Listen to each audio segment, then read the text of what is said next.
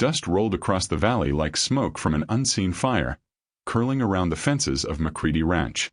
Cole McCready stood by the broken post, sweat tracing the creases of his sunburned neck, hammer in hand. The land stretched quiet for miles, until a small trembling voice cut through the stillness. "Mister, they hurt my mom. She's sick." He turned sharply. A girl, no older than 8, stood barefoot in the dirt. Her dress was torn, her face streaked with mud, eyes wide with desperation. Cole froze, his instincts caught between disbelief and an old ache that stirred like a wound reopening. "Who hurt her?" he asked, stepping closer. "They took everything," she whispered. "Please, help us." The hammer dropped from his hand. He crouched to her level, studying the fear trembling in her lips. Behind her, the horizon shimmered with dust clouds. Riders, maybe, moving fast. His pulse quickened. He lifted her gently onto his horse, his massive frame moving with purpose. "Hold on tight, little one." As the wind whipped through his hair, Cole's mind burned with fragments of memory. His wife coughing blood in the night, his daughter's small grave by the creek. He'd sworn never to care again. But this girl's voice had split that vow clean in half. They reached the barn, where he set her down and knelt to meet her gaze. "What's your name?" "Annie." "Well, Annie," he said softly, "no one hurts a mother on my land." The rumble of hooves grew louder beyond the hills, a warning written in thunder. Cole straightened, eyes narrowing toward the dust. He reached for his rifle hanging by the stall door, his jaw tightening. The wind carried the scent of rain, and something darker coming with it. Cole left before dawn, the world still gray and shivering. He'd wrapped Annie in a blanket and told old Harlan to keep her safe. Now, the wind bit at his face as his horse carried him through the canyons, following the faint trail of violence left behind. Hoofprints dug deep into the sand, a bottle shattered near a stream, a dark smear of blood across a stone. Every sign pulled him farther from the ranch, and closer to something he couldn't yet name. He'd ridden these lands his whole life, but this morning felt different. The silence pressed heavier. His shoulder ached from the cold, and under that ache lurked the old guilt he never managed to bury. If he had once been a father worth the name, maybe he'd still have a family. Maybe he wouldn't be chasing ghosts now. A crow called overhead, sharp and solitary. Cole slowed his horse, listening. Then came the sound. Laughter carried on the wind, crude and careless. He dismounted and crept forward, his boots silent in the dust. Down in a ravine, 3 men sat by a dying fire, their horses tethered, their rifles tossed aside. And lying beside a log, wrapped in a torn quilt, was a woman barely conscious. Cole's breath went still. He waited, counting the men's voices. When one wandered off toward the trees, he moved, a shadow with purpose. The first shot cracked the morning like glass. Another followed, swift and certain. The third man spun, panicked, his bullet grazing Cole's arm before he dropped. Then it was quiet again. Cole knelt beside the woman, checked her pulse, weak but steady. Relief loosened his jaw. "You're safe now," he murmured, lifting her carefully.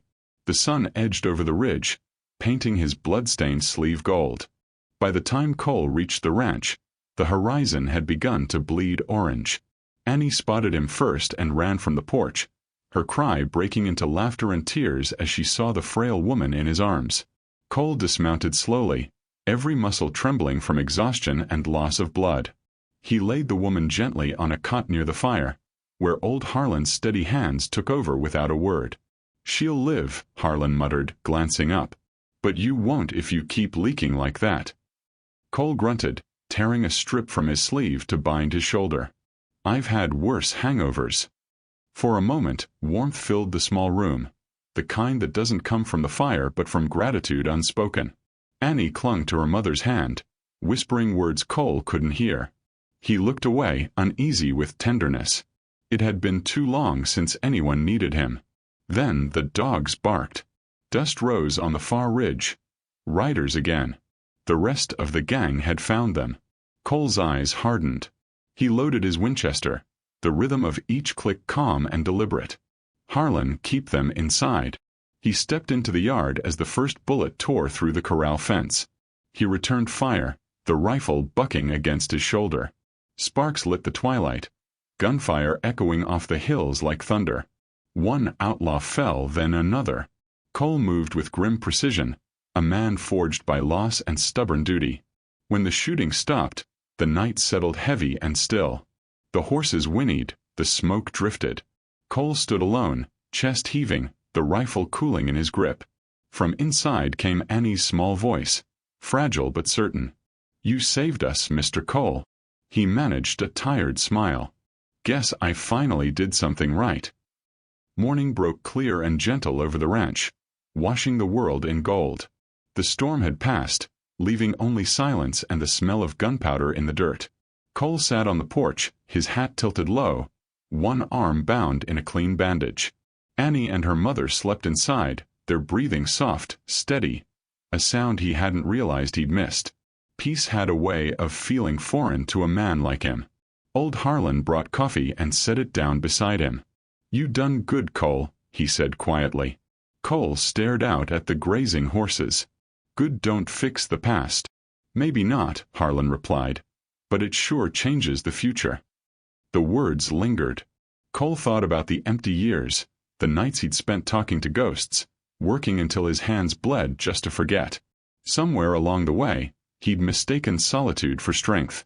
Now, looking through the open door at Annie curled against her mother, he understood that strength was something shared, not hoarded. When the woman, Evelyn, woke later that morning, she tried to thank him, her voice thin but sincere. Cole simply shook his head. "Ain't no debt between decent folk," he said. "Just promises to do better."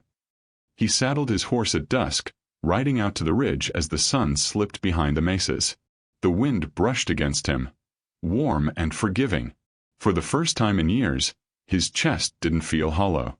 He glanced toward the ranch lights flickering below and spoke softly, as if to someone long gone. "Mary, I think I found my way back." Turning his gaze to the horizon, he added, almost to us, "If someone calls for help, don't turn away. You might just save them and yourself too." The wind carried his words home.